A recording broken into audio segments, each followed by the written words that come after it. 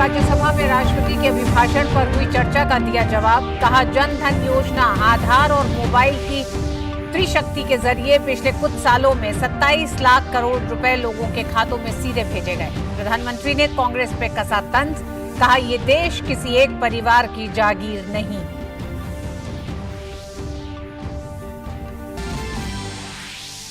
राष्ट्रपति द्रौपदी मुर्मू ने गुरुग्राम में मूल्य आधारित समाज की नींव के रूप में महिलाएं विषय पर आयोजित राष्ट्रीय सम्मेलन का किया उद्घाटन। राष्ट्रपति ने कहा, G20 का मंच महिलाओं को और सशक्त बनाने में निभाएगा अहम भूमिका।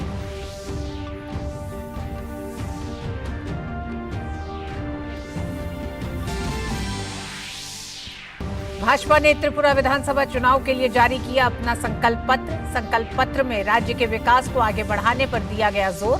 भाजपा अध्यक्ष जेपी नड्डा ने राज्य में भाजपा सरकार की गिनाई उपलब्धियां।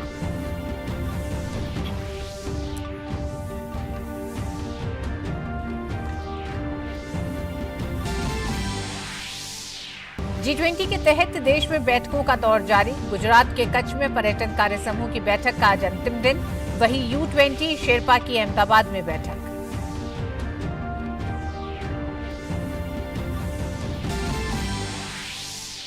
भूकंप प्रभावित तुर्की और सीरिया को भारत लगातार भेज रहा है मानवीय सहायता। ऑपरेशन दोस्त के तहत अब तक भारतीय वायुसेना के 6 विमानों के जरिए राहत और बचाव दल समेत जीवन रक्षक और उपकरण भेजे गए।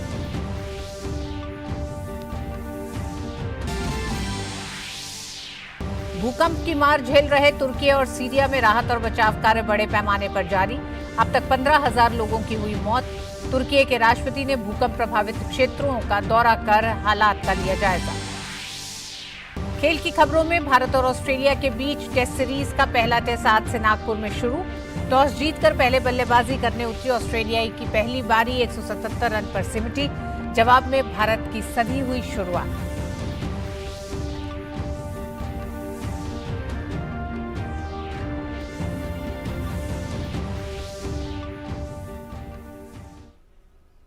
नमस्कार, डीडी न्यूज में आप सभी का स्वागत है। मैं हूं ऋतु वर्मा। खबरों को विस्तार से देखते हैं। प्रधानमंत्री नरेंद्र मोदी ने राज्यसभा में राष्ट्रपति के अभिभाषण पर धन्यवाद प्रस्ताव चर्चा का जवाब दिया। राज्यसभा में प्रधानमंत्री ने कहा कि जनता की प्राथमिकताओं और आवश्यकताओं के आधार पर कड़ी मेहनत कर रहे हैं और जनता की आकांक्षाओं को पूरा करने के लिए दिन रात काम कर रहे हैं। हम जनता को उनकी प्राथमिकताओं के आधार पर, उनकी आवश्यकताओं, और जब जनता की इतनी बड़ी आवश्यकताओं के लिए मेहनत करते हैं तो हम पर दबाव भी बढ़ता है। हमें मेहनत भी ज्यादा करनी पड़ती है, हमें परिश्रम भी ज्यादा करना पड़ता है। लेकिन हमने, जैसे महात्मा गांधी जी कहते थे, श्रेय और प्रेय, हमने श्रेय का रास्ता चुना है। प्रिय लग जाए, आराम कर लें, वो रास्ता हमने नहीं चुना है। मेहनत करनी पड़ेगी तो करेंगे, दिन रात खपाना पड़ेगा तो खपाएंगे, लेकिन जनता जनार्दन के एस्पिरेशन को चोट नहीं पहुंचने देंगे और उसके एस्पिरेशन सिद्धियों में परिवर्तित हो जाए और देश विकास की यात्रा को पार करे, इसके लिए हम काम करते रहेंगे। इन सपनों को लेकर के चलने वाले हम लोग हैं। प्रधानमंत्री ने कहा कि हमारी सरकार देश को विकास का मॉडल दे रही है। साथ ही कहा कि देश की जनता कांग्रेस को बार बार नकार रही है। हम देश को विकास का ये मॉडल दे रहे हैं जिसमें हितधारक सबको उनके हक मिले। देश हमारे साथ है।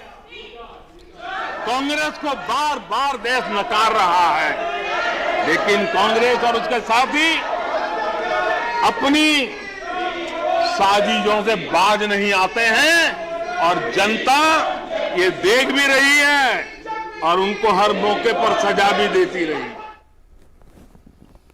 राज्यसभा में हंगामे के बीच प्रधानमंत्री ने विपक्ष पर तंज कसते हुए कहा कि जितना कीचड़ उछालोगे कमल उतना ही खिलेगा और कमल को खिलाने में आप लोगों की ही सबसे बड़ी भूमिका है। इस प्रकार की वृत्ति प्रवृत्ति के माननीय सदस्यों को मैं यही कहूंगा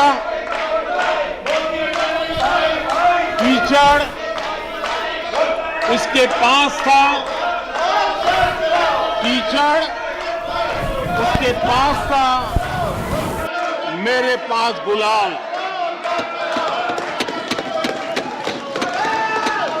कीचड़ उसके पास था, मेरे पास गुलाल। जो भी जिसके पास था उसने दिया उछाल।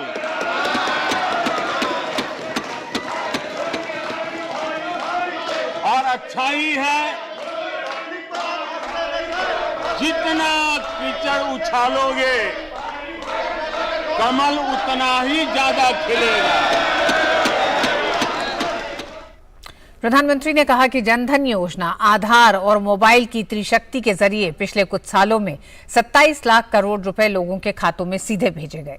साथ ही उन्होंने कहा कि डीबीटी की योजना से 2 लाख करोड़ रुपए से ज्यादा बिचौलियों के हाथों में जाने से बचे। जनधन, आधार, मोबाइल, ये जो त्रिशक्ति है, और उसने सीधा डायरेक्ट बेनिफिट ट्रांसफर, उस योजना के तहत पिछले कुछ वर्षों में 27 लाख करोड़ रुपया इस देश के नागरिकों के बैंक खातों में ट्रांसफर किया, हितधारकों के खातों में ट्रांसफर किया है। और मुझे खुशी है कि डायरेक्ट बेनिफिट ट्रांसफर, ये टेक्नोलॉजी का उपयोग करने के कारण इस देश के 2 लाख करोड़ रुपए से ज्यादा पैसे जो किसी इकोसिस्टम के गलत हाथों में जाता था वो बच गया है। देश की बहुत बड़ी सेवा की है। प्रधानमंत्री ने कहा कि भ्रष्टाचार तंत्र का फायदा न मिलने वालों का चिल्लाना स्वाभाविक है। साथ ही उन्होंने पूर्व की सरकारों पर परियोजनाओं को लटकाने को उनकी कार्य संस्कृति का हिस्सा बताया। मैं जानता हूं जिस इकोसिस्टम के सागरितों को, चेले चपाटों को, जो 2 लाख करोड़ की ऐसी फायदे मिलते रहते थे, उनका चिल्लाना भी बहुत स्वाभाविक है।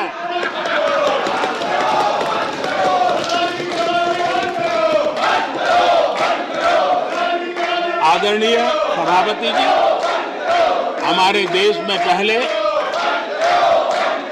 परियोजनाएं अटकाना, लटकाना, भटकाना, ये उनकी कार्य संस्कृति का हिस्सा बन गया था।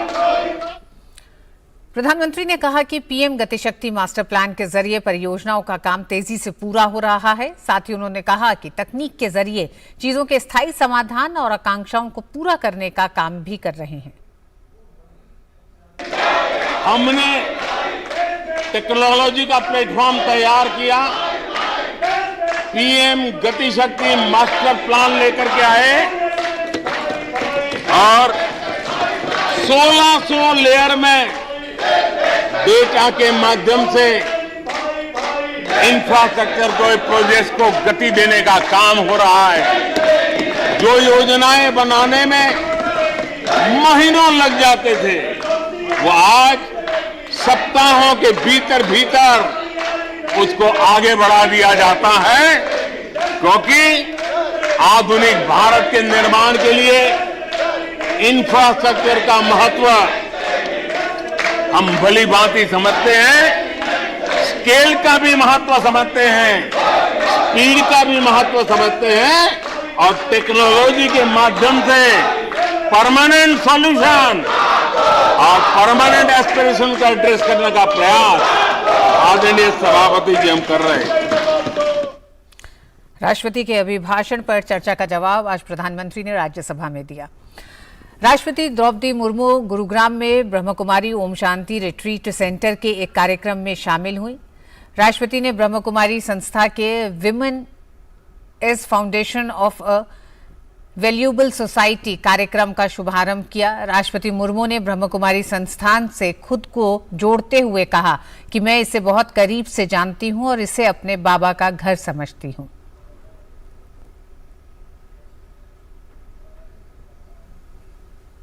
आप सबके बीच यहाँ उपस्थित होकर मुझे बहुत प्रसन्नता हो रही है। ओम शांति रिट्रीट सेंटर के इस सुंदर प्रांगण का आध्यात्मिक वातावरण मन को एक नई ऊर्जा, नई उद्दीपना, नई उल्लास मन में सृष्टि करती है। मैंने ब्रह्मकुमारी संस्थान को बहुत करीबी से जानती हूँ। मैं इसको अपना घर समझती हूँ, मेरे बाबा का घर समझती हूँ। राष्ट्रपति द्रौपदी मुर्मू ने महिला सशक्तिकरण पर कहा कि महिला शक्ति ने भारतीय समाज में मूल्यों और नैतिकता को स्वरूप देने में महत्वपूर्ण भूमिका निभाई है। उन्होंने ये भी कहा कि भारत की समृद्ध सांस्कृतिक और आध्यात्मिक अध्याय में महिलाओं को यथोचित सम्मान की ओर स्थान दिया गया है। महिला शक्ति ने भारतीय समाज में मूल्यों और नैतिकता को स्वरूप देने में महत्वपूर्ण भूमिका निभाई है। भारत की समृद्ध सांस्कृतिक और आध्यात्मिक विरासत में महिलाओं को यथोचित सम्मान और स्थान दिया गया था। हमारे वेदों, उपनिषदों, पुराणों और महाकाव्यों में महिलाओं की स्तुति शक्ति, करुणा और ज्ञान के स्रोतों के रूप में की गई है। हमारी संस्कृति में माता पार्वती, माँ दुर्गा तथा काली, माँ लक्ष्मी और माँ सरस्वती का जीवन की पोषक और नैतिकता के संरक्षण के रूप में देखा गया है। केंद्रीय सामाजिक न्याय एवं अधिकारिता मंत्री डॉक्टर वीरेंद्र कुमार ने विभिन्न राज्यों में स्थित 25 नशा मुक्ति उपचार केंद्रों को राष्ट्र को समर्पित किया। इस नशा मुक्त भारत अभियान में अब तक देश भर के 8 करोड़ से भी ज्यादा युवा जुड़ चुके हैं। युवाओं और नागरिकों में नशीले पदार्थ का सेवन देश को विकसित राष्ट्र बनाने में बाधा बनता है। नशा मुक्त भारत बनाने में उपचार केंद्रों के साथ समाज की सहभागिता की आवश्यकता है। देश के 125 जिलों में नशा मुक्ति उपचार केंद्र स्थापित करने के लिए काम चल रहा है। कार्यक्रम में नशा मुक्त भारत अभियान और उससे जुड़े बेस्ट प्रैक्टिसेस को लेकर एक ई बुक भी जारी किया गया है। कार्यक्रम में शामिल केंद्रीय गृह राज्य मंत्री नित्यानंद राय ने कहा कि कुछ लोग जो भारत की तरक्की को नहीं देखना चाहते हैं, ऐसे लोग पीएम मोदी के 2047 तक देश के लिए जो लक्ष्य रखे हैं उनको बाधित करने का प्रयास कर रहे हैं। 2047 का भारत कैसा होगा, जिसकी संकल्पना और संकल्प माननीय प्रधानमंत्री जी के नेतृत्व ने यह देश लिया है, उसको बाधित करने का एक बहुत बड़ा प्रयास ड्रग्स के माध्यम से होगा। इस राष्ट्रीय सीमा के अंदर ही नहीं बल्कि अपने देश की सीमा के बाहर से भी बहुत सारे इसके प्रयास चल रहे हैं। अपनी परंपराओं पर की यथार्थ पर खड़ा होने के लिए संकल्पित युवाओं को दिग्भ्रमित करने के लिए, उसे बीमार बनाने के लिए, उसे समाप्त करने के लिए नारकोटिक्स का रास्ता विरोधियों ने अपनाया है। केंद्रीय सामाजिक न्याय एवं अधिकारिता मंत्री डॉक्टर वीरेंद्र कुमार ने कहा, आज एक प्रॉक्सी वॉर के रूप में देश के युवाओं को नशे की लत लगाने की कोशिश की जा रही है। डॉक्टर वीरेंद्र कुमार ने कहा, इसके खिलाफ पूरे देश को एकजुट होना होगा। एक प्रॉक्सी वॉर के रूप में हमारे देश के युवाओं को, एक बहुत बड़ा प्रॉक्सी वार के रूप में हमारे देश के युवाओं को और इस तरह के नशे की आदत का शिकार बना के जो शक्ति का उपयोग राष्ट्र को सबल बनाने में होना चाहिए, युवाओं को कमजोर करके परिवार को भी कमजोर करने का षड्यंत्र, समाज को भी कमजोर करने का षड्यंत्र और देश को भी कमजोर करने का जो षड्यंत्र चल रहा है, इसके लिए पूरे देश को एक ध्वनि मत के साथ में उठकर खड़ा होना पड़ेगा। नशा मुक्त भारत अभियान में 8 करोड़ से भी ज्यादा लोगों ने भाग लिया। केंद्रीय ग्रामीण विकास मंत्री गिरिराज सिंह ने नई दिल्ली में मिशन अंत्योदय सर्वेक्षण 2022-23 से जुड़े ऐप और वेबसाइट की शुरुआत की। उन्होंने कहा कि ये डेटा भारत के विकास की लाइफलाइन बनेगा। इससे प्राप्त आंकड़ों से ग्रामीण भारत के विकास की रूपरेखा बनाने में सटीकता आएगी। सर्वेक्षण में 142 मानक रखे गए हैं। आंकड़ों को स्थानीय स्तर पर ग्राम पंचायत से सत्यापित किया जाना अनिवार्य किया गया है।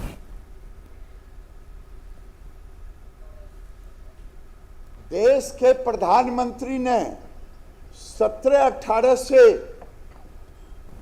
ये अंत्योदय सर्वेक्षण शुरू किया और उसी के आधार पर हम डेटा जो कलेक्ट होता है दुनिया और देश, उसी डेटा पर हम योजना बनाते हैं। आज 2022-23 का जो डेटा का आज हमने एक ऐप शुरू किया है और पिछले वर्ष कि गांव में पोस्ट ऑफिस है, स्वास्थ्य है, इसके जियो टैगिंग तो पिछले बार हमने 60% किया, इस बार 100%। और वक्त एक छोटे से ब्रेक का है। रिफॉर्म, परफॉर्म, ट्रांसफॉर्म से ग्रेट परफॉर्मेंस की कहानी लिख रहे उत्तर प्रदेश में यशस्वी प्रधानमंत्री श्री नरेंद्र मोदी जी के विजन के अनुरूप माननीय मुख्यमंत्री योगी आदित्यनाथ जी के नेतृत्व में आयोजित हो रहे ग्लोबल इन्वेस्टर्स समिट 2023 में आपका स्वागत है। 20 देशों के 10,000 से अधिक विजनरी बिजनेस लीडर्स के इस अंतर्राष्ट्रीय निवेशक महाकुंभ में गवर्नमेंट टू बिजनेस मीटिंग्स और रिकॉर्ड MOU होंगे। आइए 10 से 12 फरवरी को लखनऊ में नए भारत के ग्रोथ इंजन की स्पीड का हिस्सा बने। उत्तर प्रदेश में निवेश करें। नए भारत का ग्रोथ इंजन।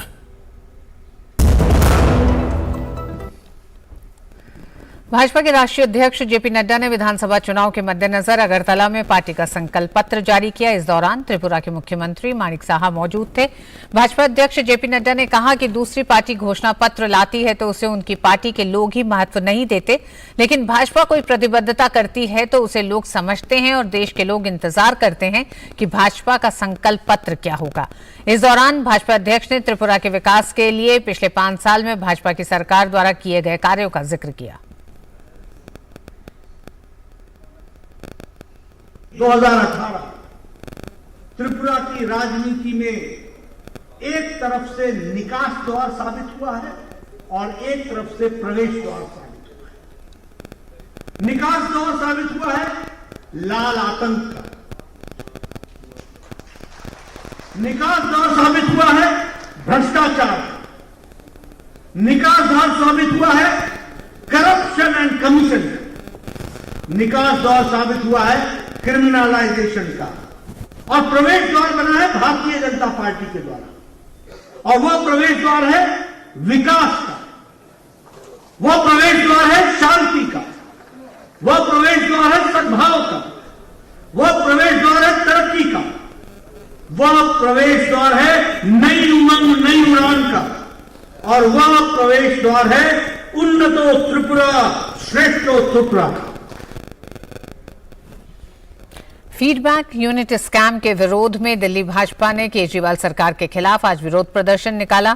भाजपा कार्यकर्ताओं और नेताओं ने दिल्ली सरकार के इस कदम के खिलाफ प्रदर्शन किया। उनका कहना है कि दिल्ली की आम आदमी पार्टी की सरकार फीडबैक यूनिट के जरिए महत्वपूर्ण लोगों की जासूसी कर रही है।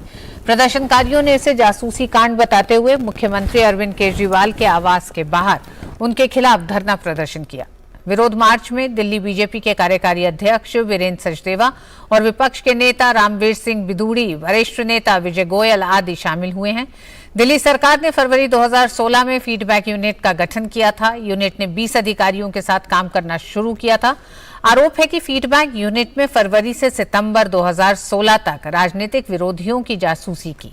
फीडबैक यूनिट में सिर्फ भाजपा नेताओं की ही नहीं बल्कि आप से जुड़े नेताओं पर भी नजर रखी गई। भाजपा नेता मनोज तिवारी ने दिल्ली सरकार पर सवाल उठाते हुए कहा कि आखिर इस जासूसी के पीछे सरकार का क्या उद्देश्य है। उन्होंने कहा कि भाजपा इस मुद्दे को सदन से लेकर सड़क तक उठाएगी।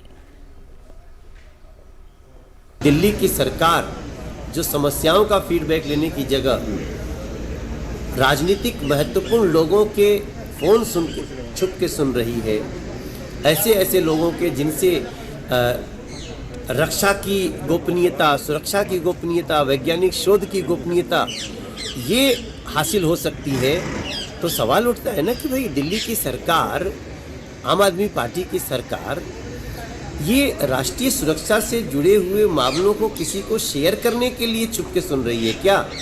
हम सदन में भी उठाएंगे और आम जनता के बीच में भी इसको उठाएंगे।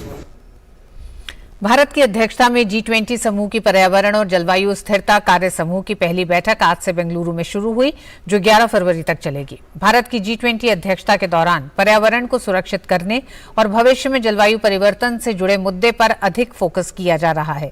जलवायु परिवर्तन की चुनौतियों का समाधान निकालने और सतत विकास को आगे बढ़ाने के लिए भारत की अध्यक्षता में G20 की ये पहली बैठक है। पर्यावरण, वन और जलवायु परिवर्तन मंत्रालय की ओर से आयोजित बैठक की अध्यक्षता मंत्रालय में सचिव लीना नंदन ने कर रही हैं। जलवायु परिवर्तन की चुनौतियों से निपटने के लिए एक एकीकृत, व्यापक और सर्वसम्मत दृष्टिकोण अपनाने के मकसद के साथ G20 देशों के कई प्रतिनिधि अंतर्राष्ट्रीय संगठनों के प्रतिनिधियों के साथ बैठक में शामिल हुए। Countries basically deal with the economic, financial, social and environmental issues. But this is the first G20 presidency where this aspect of the land degradation and other environmental issues have been taken up as a separate working group. So this becomes more significant as for the G20 to do something on the forest ecosystems also.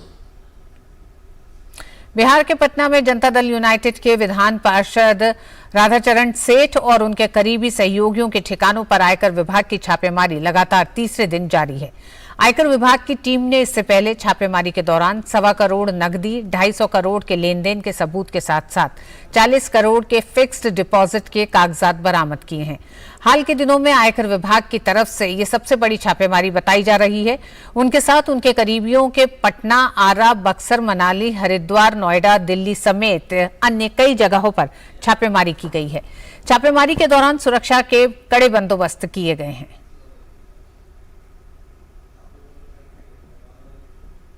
और वक्त एक छोटे से break का है। Reform, perform, transform से great performance की कहानी लिख रहे उत्तर प्रदेश में यशस्वी प्रधानमंत्री श्री नरेंद्र मोदी जी के विजन के अनुरूप माननीय मुख्यमंत्री योगी आदित्यनाथ जी के नेतृत्व में आयोजित हो रहे ग्लोबल इन्वेस्टर्स समिट 2023 में आपका स्वागत है। 20 देशों के 10,000 से अधिक विजनरी बिजनेस लीडर्स के इस अंतर्राष्ट्रीय निवेशक महाकुंभ में गवर्नमेंट टू बिजनेस मीटिंग्स और रिकॉर्ड MOU होंगे। आइए 10 से 12 फरवरी को लखनऊ में नए भारत के ग्रोथ इंजन की स्पीड का हिस्सा बने, उत्तर प्रदेश में निवेश करें। नए भारत का ग्रोथ इंजन।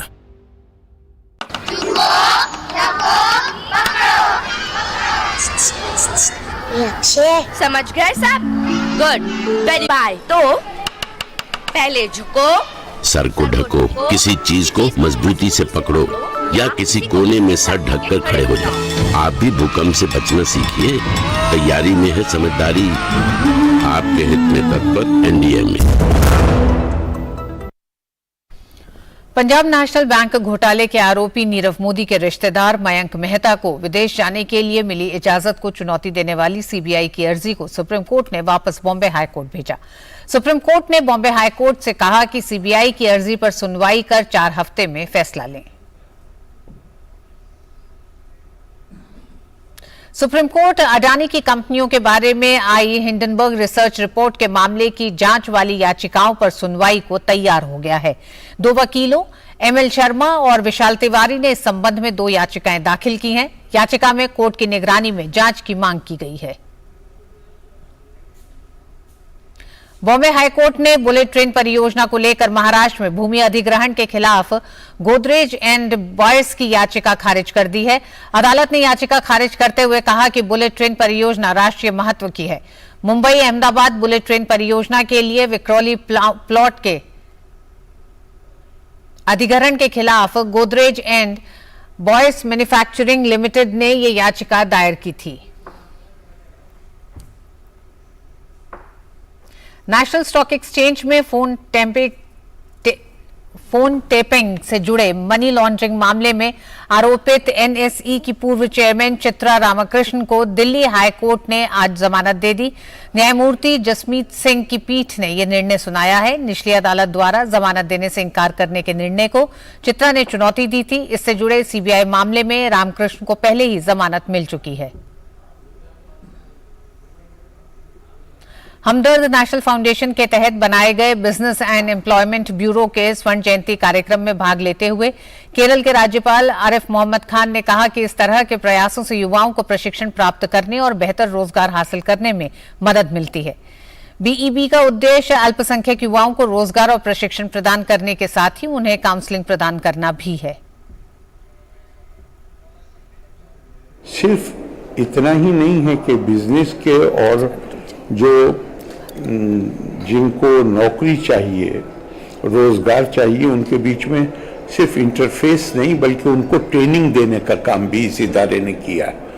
बहुत से बच्चों को कंप्यूटर, दूसरी स्किल्स वो सब किया है। और हमारे जैसे मुल्क में मैं ये मानता हूँ कि ये हमारी बड़ी आबादी है, हमें इसकी बहुत ज़्यादा ज़रूरत है। और ये एक तरह से जो देश को बनाने का काम है उसमें ये बड़ा महत्व की भूमिका है इस काम की। राष्ट्रीय सुरक्षा सलाहकार अजीत डोभाल ने रूस के राष्ट्रपति व्लादिमीर पुतिन से मुलाकात की। दोनों ने द्विपक्षीय और क्षेत्रीय मुद्दों पर व्यापक चर्चा की। इसके साथ ही राष्ट्रपति पुतिन और एनएस डोभाल के बीच भारत रूस रणनीतिक साझेदारी को लागू करने की दिशा में काम जारी रखने पर भी सहमति बनी। राष्ट्रीय सुरक्षा सलाहकार अजीत डोभाल बुधवार को अपने 2 दिवसीय आधिकारिक यात्रा पर रूस में हैं।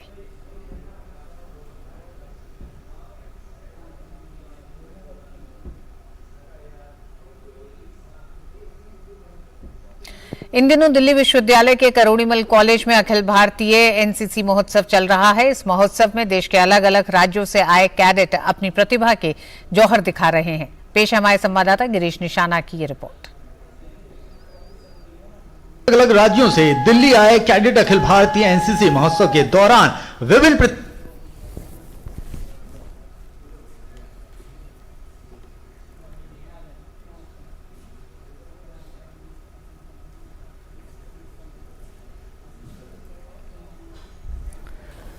और इस बुलेटिन में बस इतना ही। नमस्कार।